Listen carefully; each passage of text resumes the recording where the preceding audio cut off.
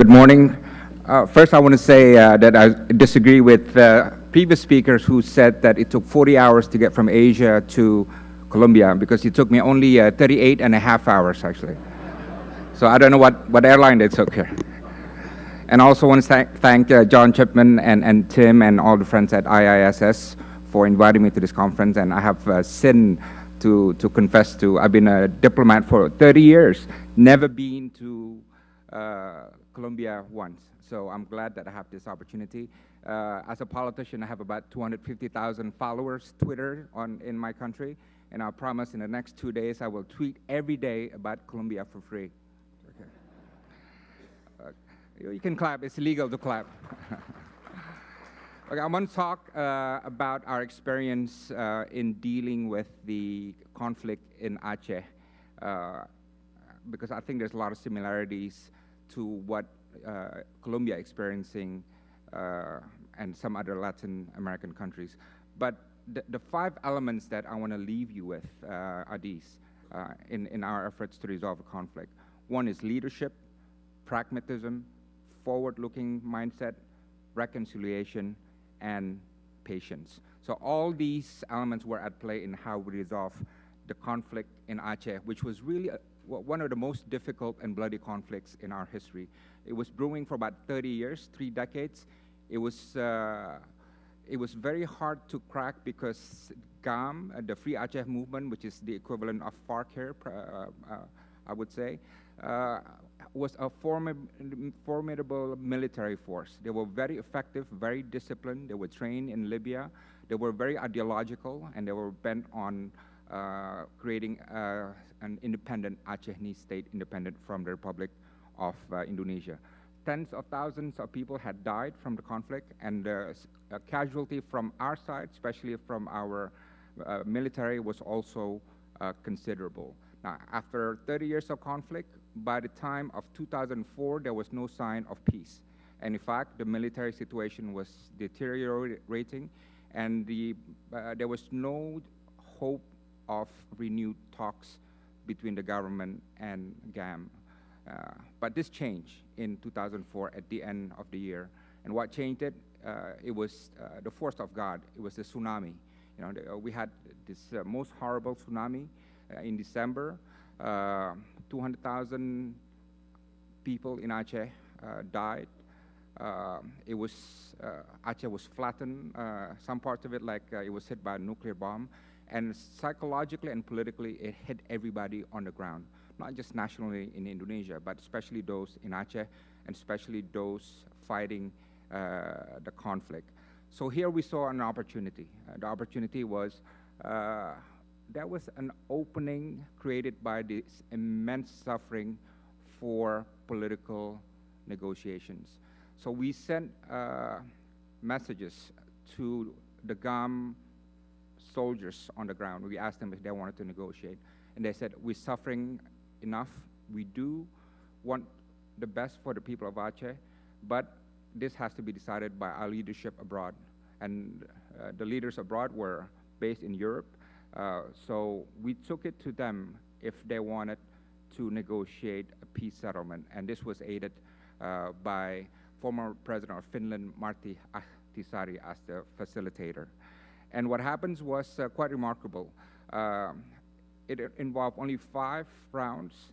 The first 2 rounds were difficult, but come the 3rd round, they had changed their call for independence.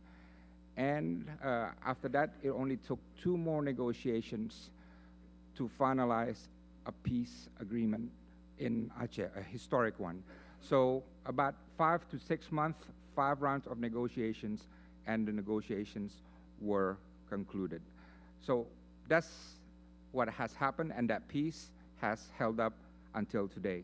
How do you explain it? Well, one is definitely leadership. Leadership was very critical in this. President Yudhoyono, when he took power, he said, we got to change the way we dealt with the GAM forces. He believed that there can be no solution based solely on military solution. Long-lasting solution would require a political settlement, peaceful political settlement, and that's what we pursued. It required also a win-win approach. It cannot be a win-lose approach as in the past. And it has to deliver what is called peace with dignity. So whatever happens after that, there are no losers and everybody kept their dignity. And the bottom line for us was there would be no separation of Aceh from the Republic of Indonesia. So that's leadership. Change the attitude, change the way we dealt with the conflict. Secondly is pragmatism. Pragmatism was crucial because for us the bottom line was Aceh should not separate from Indonesia. And we were willing to negotiate anything beyond that. So anything under the sun they could ask, and we're willing to consider it. One of the most difficult demands from the GAM forces were that our military, the TNI, should be out of Aceh. Now, this was very difficult because, what government would accept to its military being out of a specific area? But we were able to agree to it in exchange for the total dismantlement of the GAM military force. Again, this took a lot of hard negotiations, but in the end, it was achieved. They also requested international observers to monitor the peace agreement.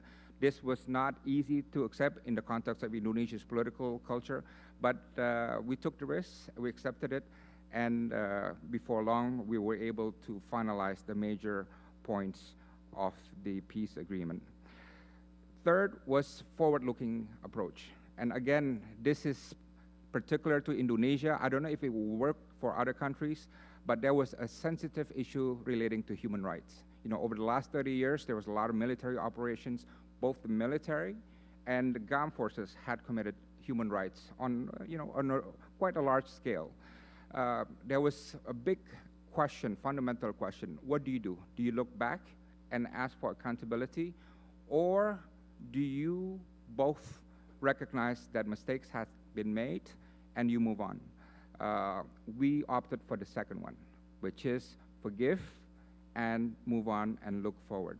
And it wasn't an easy decision. It wasn't. Some politicians were angry, some of the families were angry, but we thought this was a pragmatic solution to end a very bitter conflict. And fourth, reconciliation. This was entirely necessary. There can be no peace agreement without reconciliation in post-conflict era.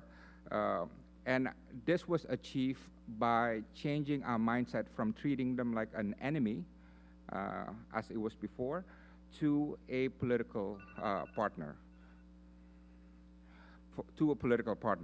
I think the most vivid illustration was when GAM military forces came down from the hills and they gave their weapons and surrendered their colors and their uniforms, and they were integrated into society, given jobs. There was an economic program that made sure that they were treated not just with dignity, but with the economic opportunity as everybody else.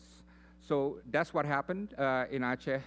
It required a lot of persistence, risk-taking, and patience. And what has been achieved in Aceh are three things. One, we have been able now in Indonesia to dismantle GAM forces as a military force and transform them into political stakeholder. They take part in the elections. They have their own political party. They actually won the elections. Now the governor in Aceh is a former GAM leader.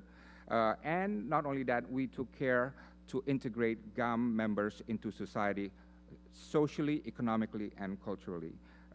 Secondly, what has happened since the peace is that Aceh now has been fully rebuilt and rehabilitated from the tsunami. If you go there, you would not know that there was a tsunami 10 years ago. In fact, the UN has said that the tsunami rehabilitation in Aceh is one of the best in the world.